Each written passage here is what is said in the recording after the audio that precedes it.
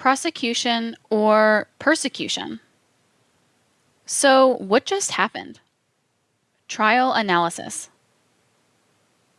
The trial of Leo Frank was long, expensive, and controversial, and the guilty verdict unavoidable. As expected, the Frank team quickly collected themselves, retooled, and moved the case through an arduous appeals process involving a dozen courts and, ultimately, the U.S. Supreme Court. That 2-year trek is rich in revealing details that open the mystery up to a deeper understanding of the case.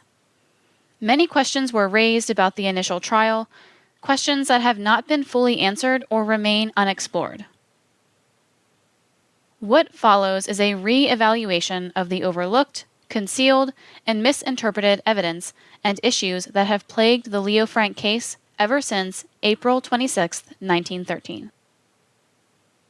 Was Leo Frank a victim of anti-Semitism? The voluminous literature on the Leo Frank murder trial is filled with questions and concerns about the role of James Conley, about the alleged, quote, mob atmosphere, end quote, about the role of prosecutors, and about the fairness of the trial, the testimony, and the evidence. But most prevalent are the allegations by supporters of Leo Frank that the entire affair was driven by anti-Semitic hostility, or, as the Frank team itself professed, quote, passion, prejudice, and perjury, end quote.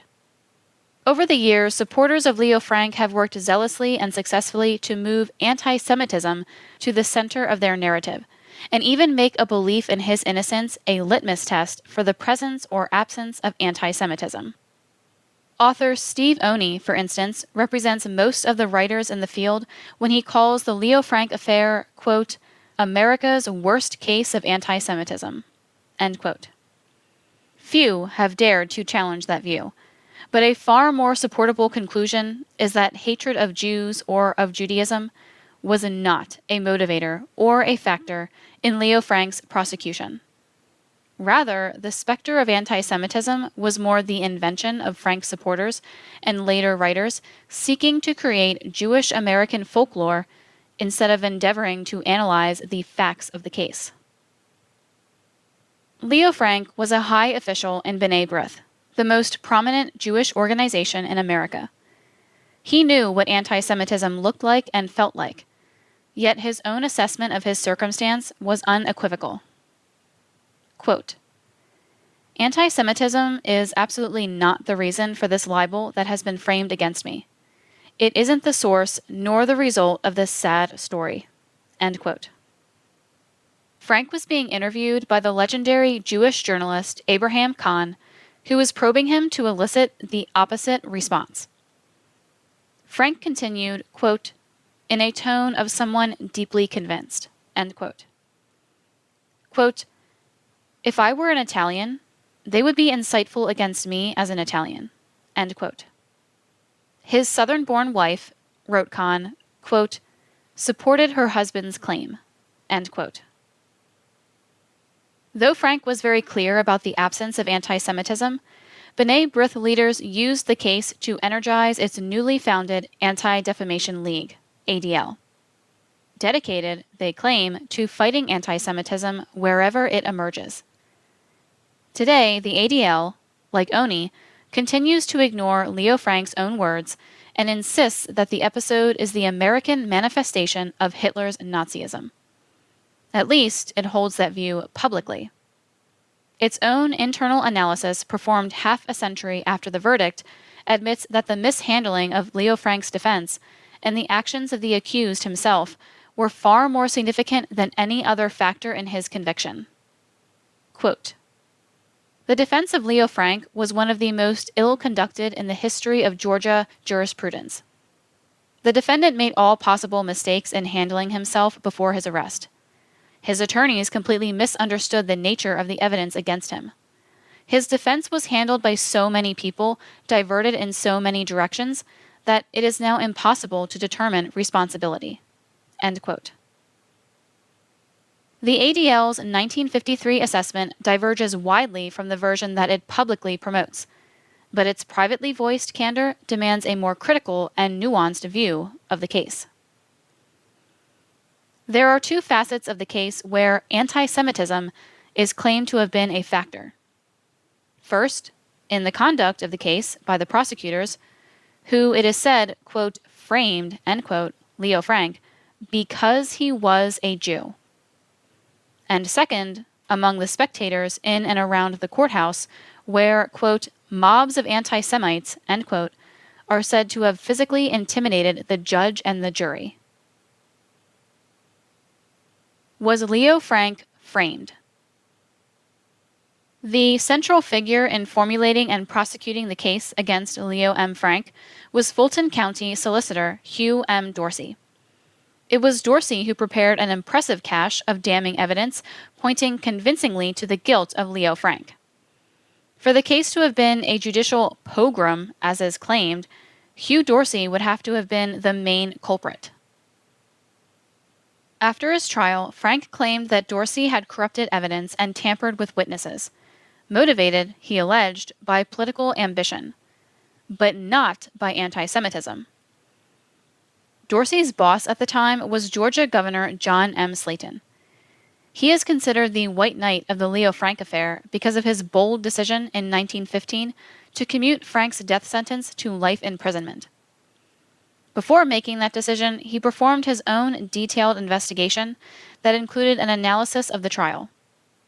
His own report concluded, quote, the Supreme Court found in the trial no error of law and determined as a matter of law, and correctly in my judgment, that there was sufficient evidence to sustain the, end quote, guilty, quote, verdict, end quote. University of California scholar Albert Lindemann authored 2 books on the history of anti-Semitism and studied several famous trials with implications for the Jewish community. He wrote that, quote, even many Jews in Atlanta long remained doubtful about the importance of Frank's Jewishness in his arrest and conviction, end quote. In Dr. Lindemann's view, Dorsey was not an anti-Semite, nor was he operating in a previously existing anti-Semitic climate. Attacks on Jews had not been used in the past to gain popularity or public office. Dorsey had lectured before Jewish civic groups, and when he ran for his position as Atlanta's top prosecutor, 12 Jewish attorneys publicly endorsed him. One of the partners in his law firm was a prominent member of Atlanta's Jewish community. Dorsey's college roommate at University of Georgia was Frank's Jewish attorney, Henry Alexander. Jews across the South were well entrenched in a Jim Crow court system that they helped develop and on which they relied for their everyday business needs. The fact is, the question of Frank's Jewishness went undiscussed and uncommented upon throughout the trial, until Frank's own attorney, Reuben Arnold, a Gentile, made this unsupported claim in his closing argument. Quote, I'll tell you right now, if Frank hadn't been a Jew, there would never have been any prosecution against him. I'm asking my own people to turn him loose, asking them to do justice to a Jew. And I'm not a Jew, but I would rather die before doing injustice to a Jew. End quote. Dorsey forcefully countered the race card tactic in that part of his closing argument he called a, quote, tribute to the Jewish race, end quote. Quote, I say to you here and now that the race from which that man comes is as good as our race. His ancestors were civilized when ours were cutting each other up and eating human flesh. His race is just as good as ours. Just so good, but no better. I honor the race that has produced a, end quote, Benjamin, quote, Disraeli, the greatest prime minister that England has ever produced. I honor the race that produced Judah P. Benjamin, as great a lawyer as ever lived in America or England, because he lived in both places and won renown in both places. I honor the Strauss brothers, Oscar the diplomat and the man who went down with his wife by his side on the Titanic. I roomed with one of his race at college. One of his race is my partner. I served with old man Joe Hirsch on the board of trustees of the Grady Hospital. I know Rabbi Marks but to honor him, and I know Dr. Ralph A. son of the Hebrew Orphans Home, and I have listened to him with pleasure and pride. But, on the other hand, when, Charles, Becker wished to put to death his bitter enemy, it was men of Frank's race he selected. Abe Hummel, the lawyer, who went to the penitentiary in New York, and Abe Royf, who went to the penitentiary in San Francisco. Schwartz, the man accused of stabbing a girl in New York, who committed suicide, and others that I could mention, show that this great people are amenable to the same laws as you and I, and the black race. They rise to heights sublime, but they sink to the depths of degradation. End quote. Dorsey's passionate public defense of himself and praise for the Jewish people should have meant the end of his career, if the climate in Atlanta was one of raging anti-Semitism. But the tribute was well received. No howling mob of anti-Semites rebuked him, no threats of lynching or retaliation followed, and the trial proceeded without incident. Leo Frank was indicted by a 23-member grand jury that included 5 prominent members of the Jewish community. Dr. Lindemann states, quote, "It seems safe to conclude that they were persuaded by the concrete evidence that Dorsey presented, not by his pandering to anti-Jewish feeling." The grand jury met before Conley's testimony against Frank was known, it should be noted. End quote. Lindemann surmised, quote, "Had Frank not been Jewish, but only a Northerner or an Italian, or a rich man, or simply a man with his personal appearance and idiosyncrasies, he still might have been arrested and convicted of the crime." End quote. Most accounts of the Frank affair inexplicably ignore the salient fact that none of those Jewish grand jurors is known to have commented publicly on the case at the time of the massive international Jewish effort to free Frank after the verdict, or in the years following, though their voices would have been supremely significant. Like Frank, the well-known Jewish businessman Oscar Elsas was a client of the law firm of Luther Rosser, and he was known for his oversensitivity to anti-Semitism. He was one of several Jews serving on the panel that decided to indict Frank, and not Conley, for Mary Phagan's murder. This striking Jewish participation in the indictment phase, and before any alleged, quote, frame-up, end quote, could materialize, may help to explain why Atlanta Jews were less conspicuous in their support of Frank throughout the trial. Other points that cast doubt on the charge that anti-Jewish prejudice was a factor in the trial of Leo Frank. 4 Gentiles were arrested before Frank was. The detectives from the 2 private detective agencies Frank himself had hired stated openly before the trial that they believed Frank to be guilty of the murder. An anonymous appeal in 1915 to boycott Jewish merchants of the murder victim's hometown, quote, failed to attract widespread support, end quote, showing that whatever alleged efforts were attempted to inflame Georgians on the basis of, quote, Jew hatred, end quote, were failures. Such calls may even have been angry reactions to the boycotts by out-of-state Jewish businesses that were then underway. Of the more than 100 official complaints that Frank's attorneys filed on appeal of the conviction, not a single one claimed anti-Semitism as a factor in the trial. This is even more striking because Frank's public relations campaign was simultaneously claiming that Frank's treatment in court amounted to anti-Semitic persecution. The United States Supreme Court, which was far out of the reach of the threat of any alleged anti-Semitic mob violence, affirmed the guilty verdict and the death sentence and found no irregularities in the trial. Add to the above facts an editorial in the nation's premier Jewish newspaper, American Israelite, which made important observations in the heat of the battle for Frank's exoneration. Quote, nor should the question of anti-Semitism be put unduly in the foreground.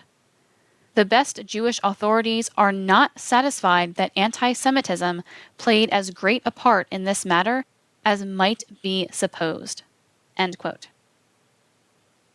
There is no question that the many white Georgians riveted by the trial believed Frank guilty of a heinous, sexualized child murder, and the trial evidence strongly supports that conclusion.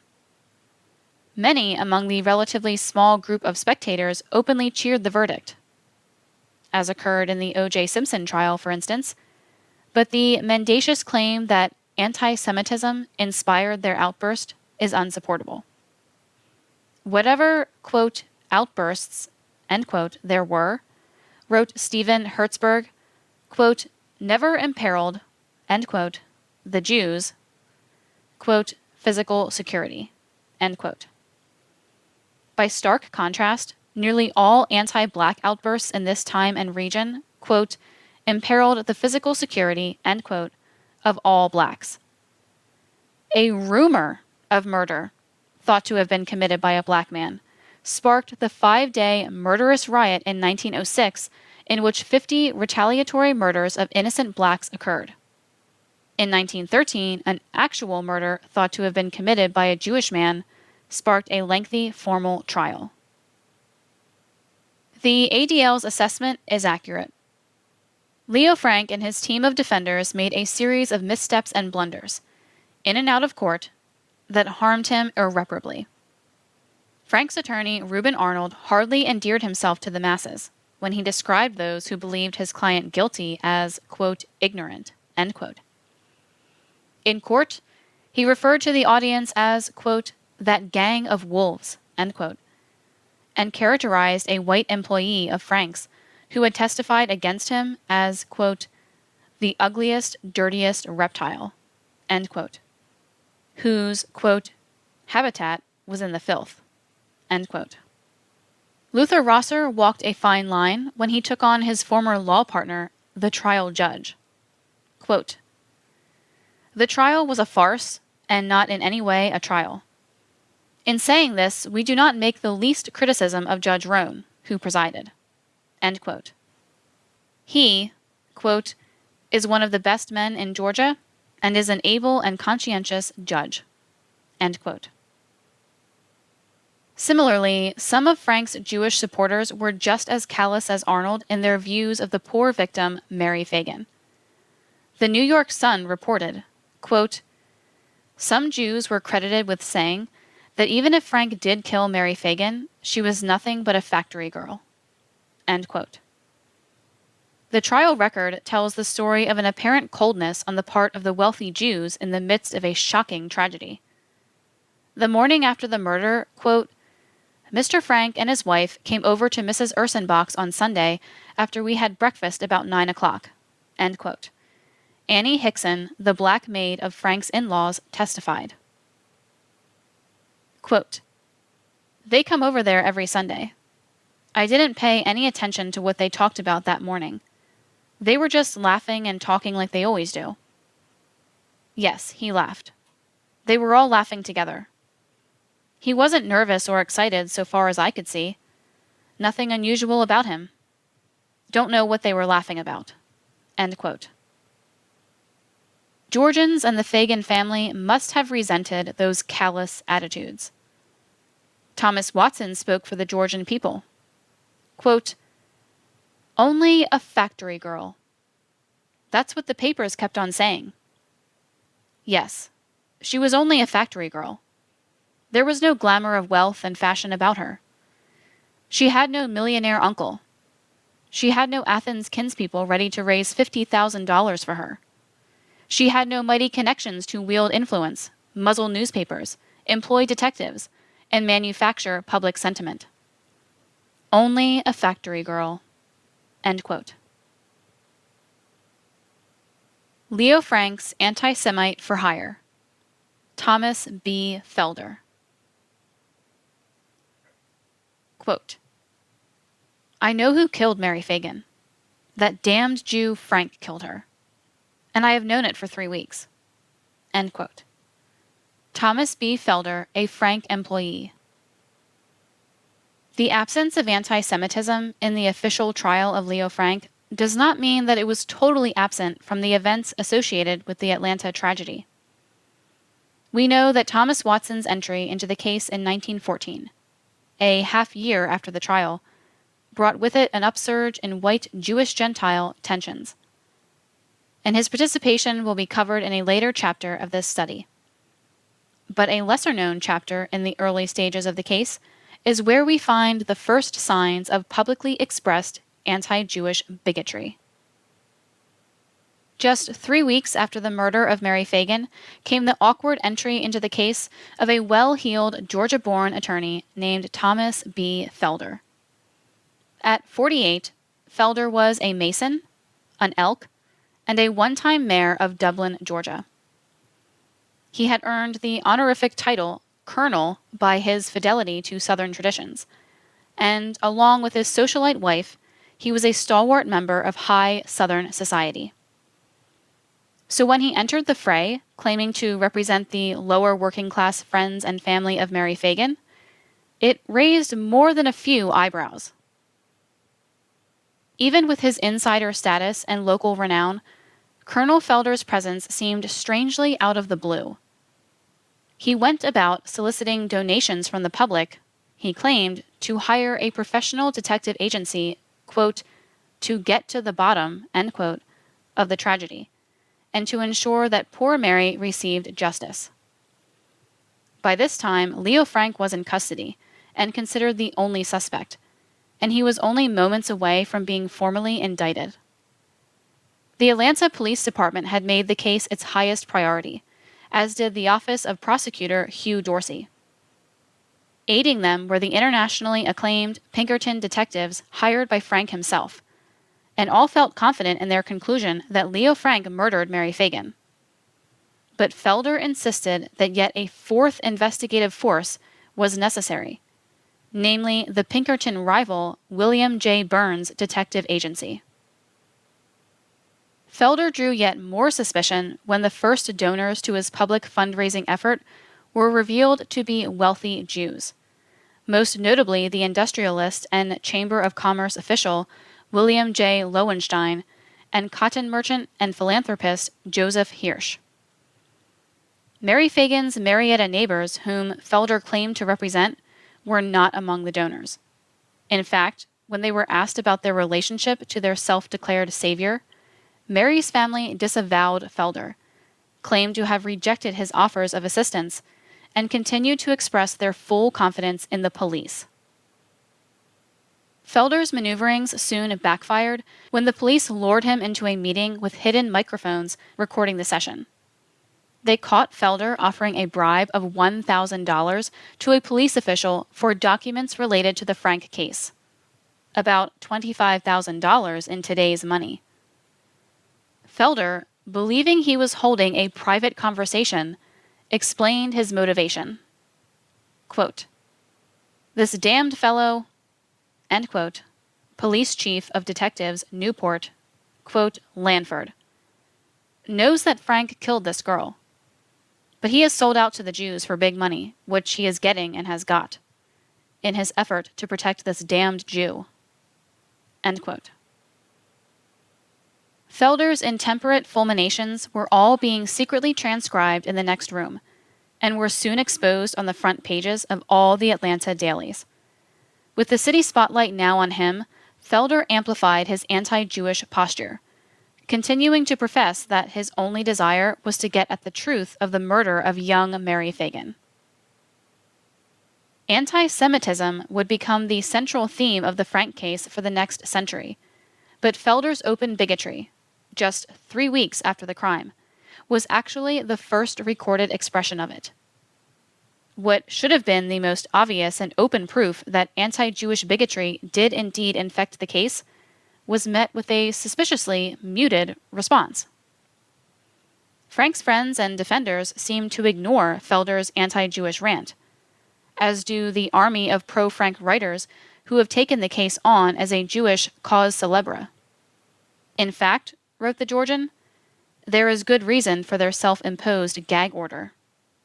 Quote, it had been believed that, end quote, Felder, quote, really was in the employ of the Frank defense up to the time that he began to bombard the public with statements against Frank and went on record in saying he believed in the guilt of Frank. End quote. The Georgians' hunch that Felder was indeed a Frank hire was very likely correct, and Felder's blustery descent into anti-Jewish bigotry may have been a ruse by the defense team to gain access to the prized police documents that might help in Frank's cause. Roger Hunkanen was the researcher for Harry Golden's book, A Little Girl is Dead. In private correspondence, he wrote to Golden that Felder was pretending to be pro-police and anti-Frank, even making wild statements against the Jews of Atlanta. This was to cover the fact that he was actually working for Frank, as nearly as I can figure in bringing in the Burns detectives. Several things point strongly to that conclusion. Leo Frank and his legal team became strongly dissatisfied with the performance of Pinkerton agent Harry Scott, who had shown himself to be true to Frank's own publicly stated charge, quote, to aid the local officers in the search for the man responsible for the brutal murder, end quote. In Frank's mind, Scott took that announcement far too literally. By this time in the investigation, the Pinkertons' detective agency had become fully convinced of Frank's guilt. This, of course, had to be disturbing to Leo Frank and the Montagues. The Pinkertons were paid by the National Pencil Company, not by the taxpayers. They were expected to protect Frank, not prosecute him, irrespective of the superintendent's public pronouncements. That put Frank in a serious quandary. He had to shut down his own detective agency and find another, more cooperative one, but without suggesting to the public or the police that the Pinkertons had performed unsatisfactorily. Thomas Felder was just the kind of character who could appear as an independent agent, make noise about the inadequacy of the investigation and the shielding of, quote, the Jew, end quote, and bring in the Burns agency to, quote, get to the bottom, end quote, of it all. It was a bold, arrogant, and thoroughly ill-conceived scheme that was put into motion even before its perpetrators secured the cooperation of the victim's family, the scheme's alleged beneficiaries. Also, in his law practice, Felder had a strangely niched clientele, as described by Steve Oney. Felder, quote, had floated into Atlanta society on a veritable stream of alcohol. Just how many breweries, distilleries, distributors, and bar owners the Colonel counted as clients is uncertain. 40 was the number critics bandied about. But what it all added up to was an undeniable reality. Felder was the city's reigning liquor lawyer. End quote. In the 2014 book, Jews and Booze, Becoming American in the Age of Prohibition, author Mamie Davis impresses upon her readers that the business of booze was a Jewish specialty, especially in the South. Thus, Felder's clients were very likely Jewish businessmen in Leo Frank's social network. Indeed, standing by, waiting in the wings for Felder's ill-fated dock drop was, quote, a committee of citizens, among whom were Mr. Hirsch, Mr. Myers, Mr. Greenstein, and several other prominent Jews in this city. End quote. If there were a moment in the case when Georgia's anti-Semites were almost forced to make their presence felt, Felder provided it.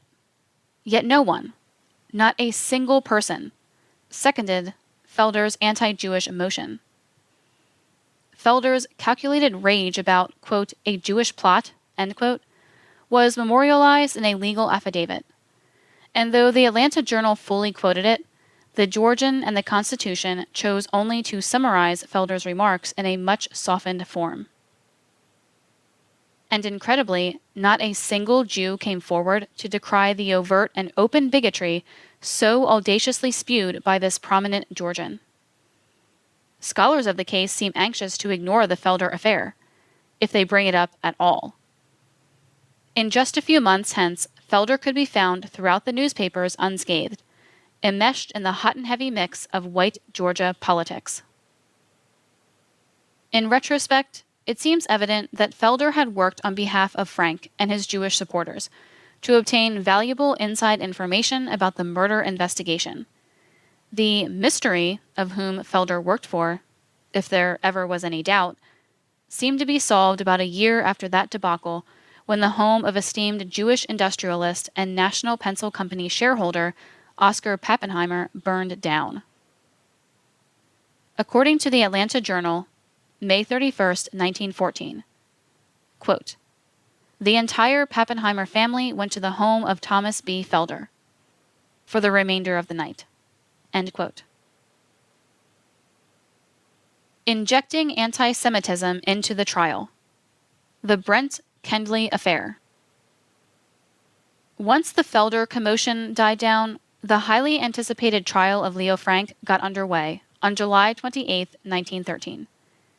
As previously shown, Frank suffered several early setbacks when his racism-based defense strategy was overpowered by the weight of the unshakable, quote, Negro testimony, end quote, of night watchman Newt Lee and factory sweeper James Conley. By the midway point, it was dawning on Frank's attorneys that the legal route to their client's exoneration was fast closing, and that other avenues and escape routes would have to open if Frank's life were to be spared. The ever-attentive Atlanta Journal reporter noted a shift in the Frank defense tactics after Conley's, quote, ingenious narrative, end quote, was disclosed in court. Quote, "The defense is evidently playing for position in the event the jury returns a verdict against Frank. Both attorneys Rosser and Arnold have daily entered many objections and taken many exceptions which they ask to be noted in the record. This is understood to mean that they are paving the way for an application to the Supreme Court for a new trial in case the verdict is adverse to their client." End quote. Remarkably, that very same edition of the Journal carried another front-page story with the headline, quote, "Witness found who saw Mary Phagan on way to factory." End quote.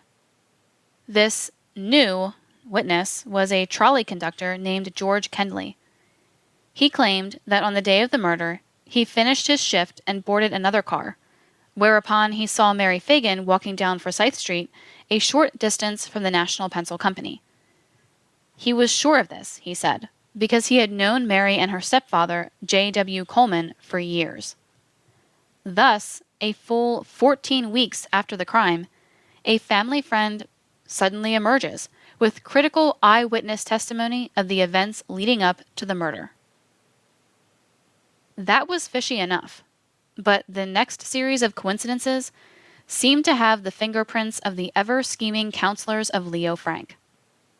Through the fortuitous introduction of George Kendley, Frank's attorneys executed a slick legal maneuver by which they manufactured anti-Semitism where none existed, and artificially created the anti-Semitic storyline that now permeates every retelling of the case. Kendley was called as a prosecution witness to establish the timeline of the tragedy, given the particular importance of timekeeping to performing his job.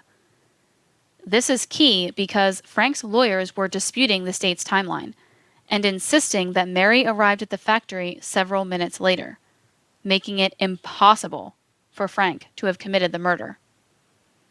But his testimony was oddly ineffectual. Quote, "I saw Mary Phagan about noon on April 26th. She was going to the pencil factory from Marietta Street. The time that I saw her is simply an estimate. I remember seeing her by reading of the tragedy the next day. I know I saw her before 12:05. I couldn't swear it was exactly on the minute." End quote. Kendley's indecisive testimony actually assisted the alibi of Leo Frank. Kendley was dismissed by Dorsey, but his testimony was now in the official trial record. And here is where Frank's attorneys went into action. Despite his courtroom gift for the Frank defense, Kendley yet became the target of a particularly vicious attack by the same team of attorneys that sat mute when a parade of women and girls dragged their client's reputation through the proverbial mud. They ignored his testimony about Mary's arrival time, and instead called to the stand a Mr. T.Y. Brent, who testified that, "I have heard George Kendley on several occasions express himself very bitterly towards Leo Frank. He said he felt in this case just as he did about a couple of Negroes hung down in Decatur. That he didn't know whether they had been guilty or not, but somebody had to be hung for killing those streetcar men, and it was just as good to hang one nigger as another. And that Frank was nothing but an old Jew, and they ought to take him out and hang him anyhow." Kendley very feebly denied that he had ever used this language, but his alleged threats of religious violence against Frank became the doorway through which the issues of both lynching and anti-Semitism entered the official trial record. By trial rules, only the issues and subjects raised through witness testimony could be discussed in the courtroom. Kendley's official appearance on the witness stand for the prosecution gave the Frank defense the right to impeach him and his veracity. They brought Brent in for that purpose, and he told of his alleged anti-Semitic encounter with Kendley, thus opening the door for Leo Frank to play the, quote, religion card, end quote, in a case where Frank's religion had never been an issue. So fortuitous was this second gift for Leo Frank that one must reasonably conclude that Brent and Kendley were planted witnesses by the Leo Frank defense team. Kendley gave unexpected testimony that was critical to sustaining Frank's alibi. It was later revealed that T.Y. Brent was not a disinterested bystander, randomly riding the trolley one day. He actually worked for the Leo Frank defense team. He states, quote, "I have been employed by the defense to assist in subpoenaing witnesses. I took the part of Jim Conley in the experiment conducted at the factory on Sunday." End quote. Incredibly, Brent not only participated in the defense's crime scene reenactment, but also appears early on in the case when Newt Lee was being interrogated by police. Brent, it seems, was Lee's former employer, and upon hearing that his former watchman was in custody, he went down to the police station to, quote, volunteer, end quote. This is where Brent entered the case and probably began his association with the Frank defense team. Two other witnesses besides Brent claimed to have, quote, overheard, end quote, Kendley's rant. One S.L. Asher said he had heard Kendley making anti-Semitic remarks, adding, quote, "I took his number down to report him," end quote. On cross-examination, though, he admitted that he had filed no such report. The other witness was a Miss C.S. Haas, who said, quote, "I heard Kendley 2 weeks ago talk about the Frank case so loud that the entire streetcar heard it," end quote. She continues with an oddly worded non sequitur that had lasting consequences. Quote, "He," end quote, Kendley, quote, "said that circumstantial evidence was the best kind of evidence to convict a man on, and if there was any doubt, the state should be given the benefit of it, and that 90% of the best people in the city, including himself, thought that Frank was guilty and ought to hang," end quote. That strange recounting of Kendley's alleged tirade just so happens to have the dual purpose of confirming Kendley's anti-Semitism and placing doubt in the jurors' minds about the credibility of, quote, circumstantial evidence, end quote. Those are 2 points that Frank's attorneys surely wanted the jurors to consider, but trial rules forbade them from raising. That this testimony comes from a woman named Haas, the same last name as Frank's main attorneys, Leonard and Herbert Haas, only adds to its improbability. This little episode, with its collusion of dubious witnesses and questionable events, that, for the first time, allows Frank's religion to be considered in the courtroom, was clearly more than accidental. Frank's attorney, Reuben Arnold, snatched the baton from Kendley, quote, "the Jew hater," end quote, and ran the anchor leg in his closing remarks. Quote, "They are fellows like that streetcar man, Kendley, the one who vilified this defendant," end quote, Frank, quote, "here, and cried for him to be lynched and shouted that he was guilty, until he made himself a nuisance on the cars he ran. Why, I can hardly realize that a man holding a position as responsible as that of a motorman, and a man with certain police powers, and the discretion necessary to guide a car through the crowded city streets, would give way to passion and prejudice like that. It was a type of man like Kendley who said he did not know for sure whether those Negroes hanged in Decatur for the shooting of the streetcar men were guilty, but that he was glad they hung as some Negroes ought to be hanged for the crime. He's the same sort of a man who believes that there ought to be a hanging because that innocent little girl was murdered, and who would like to see this Jew here hang, because somebody ought to hang for it. I'll tell you right now, if Frank hadn't been a Jew, there would never have been any prosecution against him. I'm asking my own people to turn him loose, asking them to do justice to a Jew. And I'm not a Jew, but I would rather die before doing injustice to a Jew." End quote. What may confirm this Kendley incident as a true concoction is the fact that at almost this precise moment in the trial, members of the B'nai B'rith were meeting secretly with the editor of the Atlanta Constitution about a controversial advertisement they wanted to place in the paper.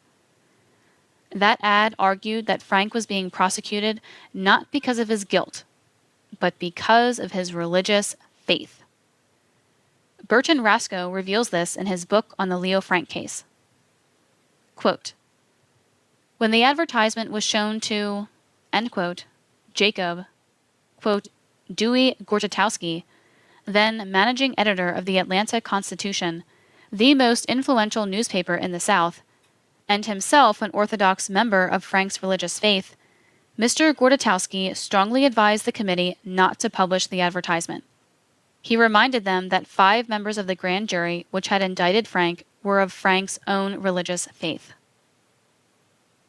He said that they had no evidence upon which to base their assertion, and that no question of race or religion had been raised by the prosecution, and that it would have made Solicitor General Dorsey's job much easier if the grand jury had indicted Conley instead of Frank, because Conley was not only a Negro and thus disfranchised and declassed, but a Negro with a police record, dissolute, shiftless, and without friends or money. He said the advertisement would inflame morons and create prejudice where no prejudice existed, inasmuch as it accused a reputable and respectable state official, Hugh M. Dorsey, of gross dereliction of duty, and that the advertisement, moreover, attempted to try the case and free Frank before the jury had heard all the evidence. Mr. Gortatowski intimated that the advertisement might prove inimical to their friend's interest, but the committee of Frank's friends went ahead and inserted the advertisement anyhow. End quote. Rascoe goes on to say that the group became the Leo M. Frank Defense Fund Committee, of which Herbert Haas, attorney for the National Pencil Company, was chairman. They, quote, began to solicit funds on a national and international scale, alleging that Frank was a martyr condemned by religious prejudice. End quote.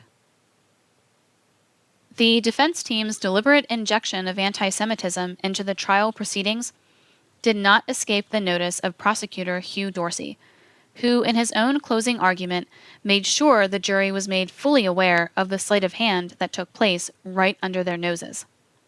Quote, "But the first time it was ever brought into this case, and it was brought in for a purpose, and I have never seen any 2 men manifest more delight or exultation than Messrs. Rosser and Arnold, when they put the questions to George Kendley at the 11th hour.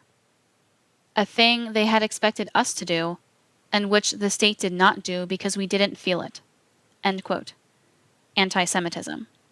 Quote, "And because it wasn't in this case. I will never forget how they seized it. I will never forget how they seized it. Seized with avidity the suggestion. And you know how they have harped on it ever since. Now, mark you, they are the ones that mentioned it, not us. The word never escaped our mouth." End quote. So, to recap. Trolley conductor George Kenley shows up 3.5 months after the murder of a family friend, claiming to be a witness to the exact time of the victim's arrival at her workplace, but becomes foggy-brained under oath.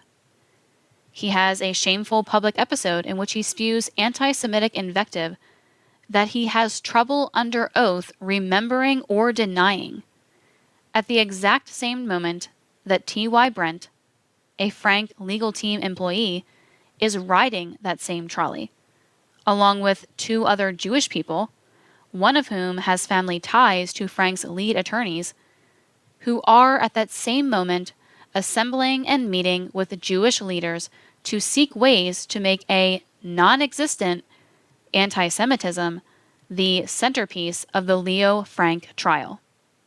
And the random result is that Kenley's name is used unsparingly by Leo Frank partisans to do exactly what the Haas's had intended: change a lawful trial proceeding into a violent anti-Semitic persecution of Leo Frank.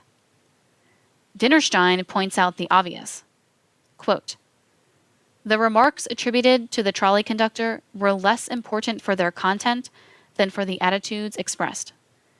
It was the first time that any indication of overt anti-Semitism appeared in the court." End quote. Be with us again next time when we present the next chapter of The Secret Relationship Between Blacks and Jews, Volume 3.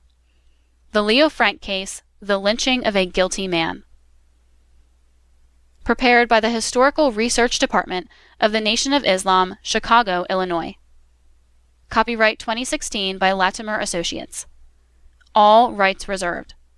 Published in audiobook form by the American Mercury with permission of the Historical Research Department of the Nation of Islam. The Nation of Islam. The Nation of Islam. The Nation of Islam.